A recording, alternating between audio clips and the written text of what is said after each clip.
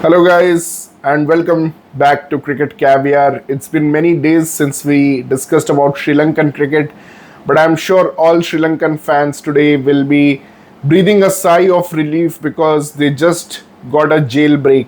Thank you, Kamindu Mendis, for saving Sri Lanka from an embarrassing defeat. Chasing 176, Sri Lanka were 10 overs 96 for no loss with Pathum Nishanka. His form is like fire on water, man. It's just, he's blazing through those knocks, and they scored 65 runs in the power play, and they were 10 overs 96. They were cruising to victory, and suddenly the next 5 overs, you saw 22 for 4, a collapse there, and amidst the collapse stood Kamindu Mendis like a rock, and he totally neutralized all the weakenings that we saw with the Sri Lankan frailties of Sri Lankan middle order, and he powered them to victory. Of course, Zimbabwe cracked under the pressure which was put on by Kamindu Mendis, and they let this game slip away, and Sri Lanka have got a crucial victory here in Harare Sports Club. Of course, all the three games, including the first two ODIs, also went to the last over. So Zimbabwe has been improving. They have played a lot of games this year, so they have been improving. Plus, the comeback of Brad Evans, the all-rounder, has strengthened their weak pace attack, which had two very good members in Blessing Mozarabani and Richard Ngrava, but they were always looking for that third pacer, and now Brad Evans is that third pacer. And what really happened in this game was, Sri Lanka bowled poorly. I think they should not have conceded 176 in the first place, but they did concede 175 to Zimbabwe. They bowled really poorly. I think Tushara was really poor in this game and bowled very poorly in the power play. Chamira was poor in the power play but came back well in the death overs. He bowled fantastically in the death. Otherwise, this total could have gone beyond 180. But kudos to Chamira for making the comeback. And then I think Dushman Hemanta, who has unfortunately missed out Sri Lanka's Asia Cup squad, also bowled well and also finished the game for Sri Lanka along with Kamindu Mendis, who was clearly the player of the match, stood like a rock amidst the collapse. And it was a catch drop by Brad Evans actually that let Kamindu Mendis finish this match. Otherwise, I think Zimbabwe would win this match. But yeah, a lot of things to learn for Sri Lanka from here. And I think going to the Asia Cup, I think they should take a lot of learnings from this game. First, coming to the opening partnership, I think Kamindu Mendis, Kusal Mendis should not be opening the batting. It should be Kusal Perera.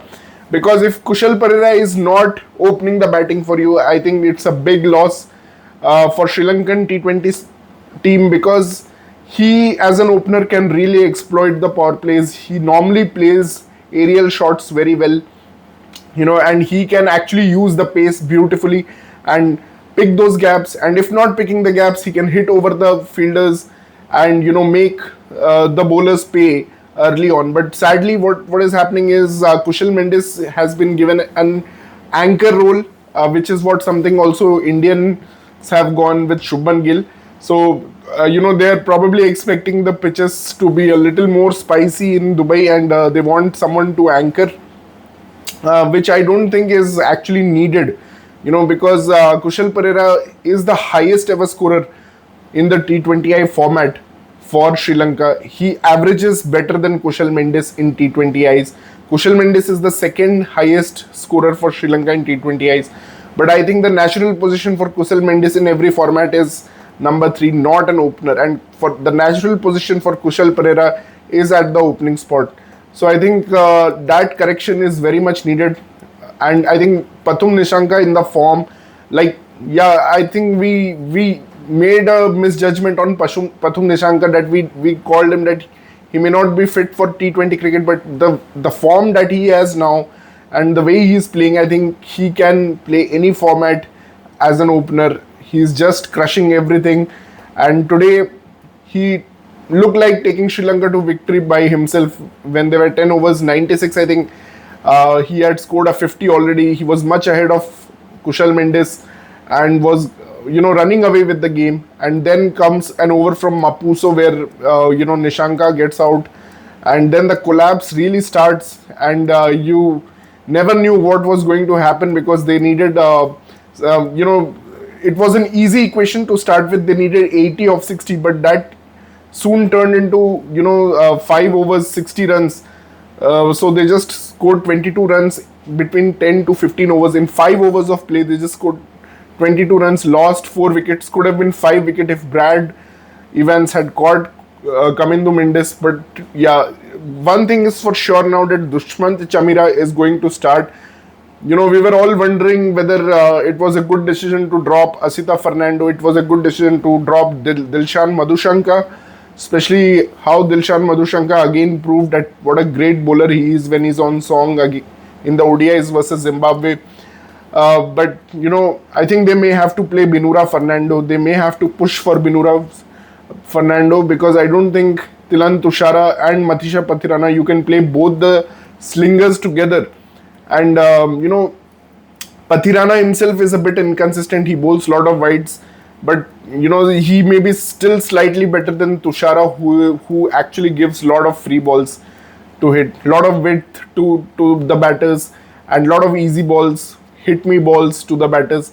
So I think the question will come that they may have to go with Binura, and they may need some overs from Dashun Shanaka, who's still not bowling. So yeah, it was a good learning experience. I think Vanindu Asaranga coming back in the Asia Cup, that will help a lot. Even though Dushant Hemant, I think he bowled really well today. Obviously, he took that crucial wicket of Sikandar Raza. Otherwise the game would have been much difficult for Sri Lanka, because Zimbabwe were looking set for a 190 kind of total on this pitch. But yeah, I mean, overall, I think Sri Lanka is not making the proper use of all the all-rounder depth that they have. They have Chamika Karunaratne also as an all-rounder. So some more pace options need to be used from that all-rounder group that they have currently. They have Chamira who is bowling. You have Tushara who is bowling. But yes, they may need to find some more pace bowling all-rounders and get some overs from there. You can't expect Chamira to be that good always versus top quality death bowlers. I mean, today it was a very tired, Brian Bennett, who was playing for the entire 20 overs, and he was not able to take on Chamira, and Chamira was very good with the Yorkers, no doubt about that. But as a Sri Lankan fan, I feel you can't trust Chamira to bowl those death overs. So I think there has to be something done. Dasun Shanaka, I feel, is one of the options at the death, can be very useful. You may have to find some other options at the death. I didn't understand why Dunit Villalage didn't play. I think they should play both Villalage and Thikshana together. Thikshana also struggled. He picked up some wickets. He picked up a crucial wicket of Sean Williams, but he also kind of struggled to get that rhythm today. And Sri Lanka will not be happy by conceding 175 runs. Although they chased it, they didn't chase it easily. They were looking like chasing it easily, but they didn't chase it easily. And that's where I think, that collapse started with Kushal Pereira coming at number 3. I think it's very important that he should be promoted to open and bring down Kushal Mendis, that, in case an early wicket falls in the power play, you have that cushion of Kushal Mendis, who's a very good player technically. And, all guns blazing at the top with Kushal Pereira and Pathum Nishanka, and you can go hell for leather in the power play. So that's my assessment. I mean, one thing is now for sure that Kamindu Mendis will keep his place in the T20 lineup, and Charit Asalanka is already the captain. So, there you have 2 spinning all-rounders there itself. Plus, I think they should also, bowl some overs. I know Kamindu Mendis is bowling, but I think Charit Asalanka could also bring himself on for some overs. Have that experienced bowler to bowl at the death, which didn't happen in this match. So I guess a good learning for Sri Lankan team. And our squad discussion about the entire squad analysis is also going to come tomorrow. So guys, please do watch that Sri Lanka squad analysis for Asia Cup. I'm sure that once Vanindu Hasaranga comes, there will be a lot of difference here. But still, I think Sri Lanka has to do lot of some changes, not lot, but some changes in their batting lineup, and that will really help them. Coming to Pakistan versus Afghanistan games, wow, man. I mean, I know it's a Tri-Nation series, but when in that Tri-Nation series, UAE is involved. I guess you are only watching Pakistan and Afghanistan. Starting of this Tri-Nation series, there was a press conference in which the captains were talking to the press, and in front of Salman Ali Agha, someone called, Rashid Khan, and he said that Afghanistan is the second best team of Asia. That would have hurt Salman Ali Agha's ego, and the way he came down on Afghanistan in that first match after Pakistan were in the spot of bother at 83 for 4. Look, Mike Hassan has made some changes which had to be done a long time back, but I'm thankful that for Pakistan's perspective, like Mike Hassan is making those changes, and Saibzada Farhan and Saim Ayub, that opening combination is looking far more dangerous than Babar Azam and Rizwan looked. So that combination can wreak havoc in the Asia Cup, and they started really well versus Afghanistan also, but they couldn't go on. And Salman Ali Agha at 83 for 4 with Mohammad Nawaz and with Fahim Ashraf, who is having a great second life with Pakistan team. At one point of time, it seemed that Pakistan had totally discarded him, Fahim Ashraf, and he will not come back. And he was getting trolled also, that he's a relative of someone, of a selector. But I think he's proved himself with some valuable contributions in this series. With the bat, first of all, in the first match that Pakistan played versus Afghanistan, I think those handy runs at the end proved very crucial. Of course, Salman Ali Agha is the main batter. There is something going on with Fakhar Zaman with regards to off spinner. He's always historically struggled versus off spin, and I think Mohammad Nabi took that thing and really pinched Fakhar, and there is some argy-bargy going on there between them. And you can see Mohammad Nabi, even after playing 20 overs of 20 years of cricket, he's still so fired up taking Fakhar Zaman's wicket. And Pakistan recovered very well to score 182 in the first innings, and then Afghanistan were going on very well, 11 overs, 93 for 2. Then they collapsed. Haris Rauf's double wicket maiden over there pushed Afghanistan down, and they could never recover, even though Rashid Khan played a blinder coming too late for Afghanistan there. But Afghanistan learned, which is what exactly I want Sri Lanka to do. See, Afghanistan learned from that, and they made a change that they made Ibrahim Zadran go one down, hell for other stuff in what they did. Nikula Atal, who was number 3, to the top position, which is the opening position, and Siddique in the batting with Rahmanullah Gurbaz. And Ibrahim Zadran, who plays more of an anchor like Kushal Mendis, actually moved down to number 3. And there, Ibrahim Zadran, once the early wicket of Gurbaz fell, he was able to give that solidity to that partnership and was able to get them to a par score at Sharjah Cricket Ground. And once that par score was achieved, what Afghanistan did was they had played Farid Malik in that first match. Although I thought Farid Malik bowled well, I mean he bowled the tougher overs than Fazilak Farooqi.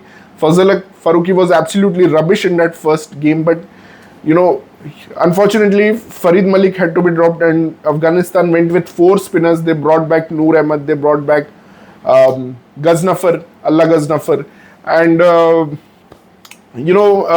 it's always going to be very difficult once you have put runs on the board. Those 4-prong spin attack can defend that total, and I think Pakistan was started well, but that was, they were never going to reach that total once those breakthroughs happened. And unfortunately Salman Ali Agha, who was the linchpin of Pakistani batting, was actually run out, and I think Afghans got lucky with that run out, and then they carried that match and finished that match. So it's 1-1 between Pakistan and Afghanistan in that Tri-Cities. I'm sure they're going to play the next match is going to be the final. While I'm also looking forward to Sri Lanka's second T20I versus Zimbabwe. That will show whether Sri Lanka have learned from their mistakes. And they also lost a T20 series to Bangladesh recently.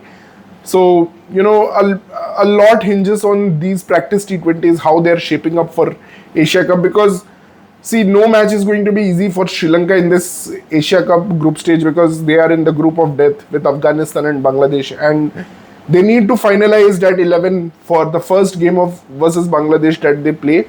They need to be 100% sure that what is the 11. And I think this second T20 is going to be very important. Similarly for Afghanistan, every game they play is going to be, must win in a group of death.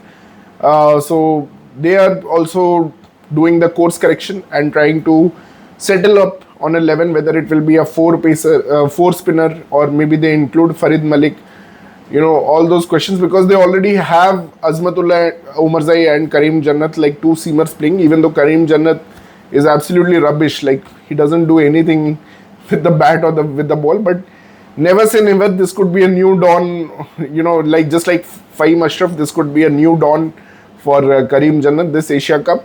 And I'm most excited to see like the battle of the openers in the Asia Cup, whether it will be Gill versus Atal versus Nishanka versus Saibzada Farhan. I mean, which opener will take their team to win? Obviously, India are heavy favorites according to the bookmakers. They have a 61% chance of winning this Asia Cup. Sri Lanka are second with 12%. But anything can happen in this multilateral kind of tournament with Super Fours. One game here and there, and India realized it last time actually when they were opening with KL Rahul, and many things went wrong in that Asia Cup, and they could not even make the final. Pakistan and Sri Lanka played the final in that Asia Cup. So lot of interesting things. I'm loving the batting of Siddiqullah Atal. Actually, he looks so similar to Yuvraj Singh. I am going to actually call him the Afghan Yuvraj. So really like his batting, and let's see what happens in this Tri-Nations. Asian teams are playing some interesting cricket right now, and Zimbabwe is taking each contest down to the wire. And I mean, if they were better fielders, they better catchers, you never know what could have happened. They could have actually won this match and put a lot of pressure on Sri Lankan management and team to whether consider some changes for Asia Cup. I feel Sri Lanka has a lot of all-rounders, and they must utilize those all-rounders, increase their batting and bowling depth. They have the potential. I still feel that they could be the one who can actually challenge India. So let's see how it goes, and we'll be bringing more videos as we near to the Asia Cup. Please do subscribe our channel, guys, and please follow, and please let us know in the comments what do you feel about it. Thank you for watching our channel, and good night from my end.